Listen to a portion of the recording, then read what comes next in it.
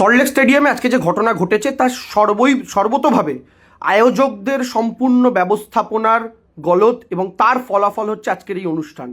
এই ঘটনার সঙ্গে তৃণমূল কংগ্রেস কিংবা রাজ্য সরকারের কোনো যোগাযোগ নেই। ক্রীড়ামন্ত্রী হিসাবে অরূপ বিশ্বাস রাজ্য সরকারের মন্ত্রী হিসাবে সেখানে আমন্ত্রিত অতিথির তালিকায় ছিলেন, তিনি ব্যবস্থাপক নন। এই অনুষ্ঠানের সঙ্গে দল বা সরকারের কোনো রকমের সম্পর্ক নেই। দ্বিতীয় বক্তব্য, এটা ফিফা অনুমোদিত একটি স্টেডিয়াম, এখানে এর আগে বহু অনুষ্ঠান হয়েছে।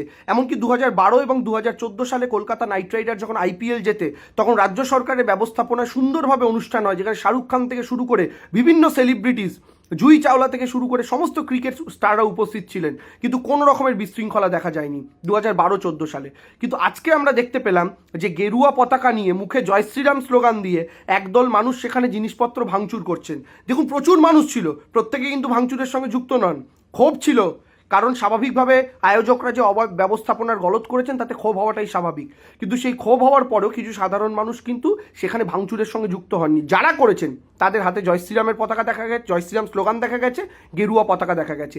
বিজেপি রাজ্যকে বদনাম করার জন্য যে কোনো স্তরে যেতে পারে, তাই ভাঙচুরটা কারা করলো এটাও তদন্তের আওতায় আসা প্রয়োজন আছে। এবং মাননীয় মুখ্যমন্ত্রী ইতিমধ্যেই গোটা ঘটনাটা নিয়ে দুঃখ প্রকাশ করেছেন ক্রীড়াপ্রেমীদের কাছে, মেসির কাছে স্বয়ং, এবং তিনি একটা তদন্তেরও নির্দেশ দিয়েছেন, একটা তদন্ত কমিটি তৈরি করে দিয়েছেন, সেটা তদন্ত হোক। এবং যারা যারা এই ঘটনার পেছনে রয়েছে, যদি এই ঘটনার পেছনে কোনো অব্যবস্থা থেকে থাকে, ভবিষ্যতে যেন এরকম কোনো ঘটনা আমাদের সম্মুখীন হতে না হয়, তারও সম্পূর্ণ রকম চেষ্টায় রাজ্য সরকার থাকবে।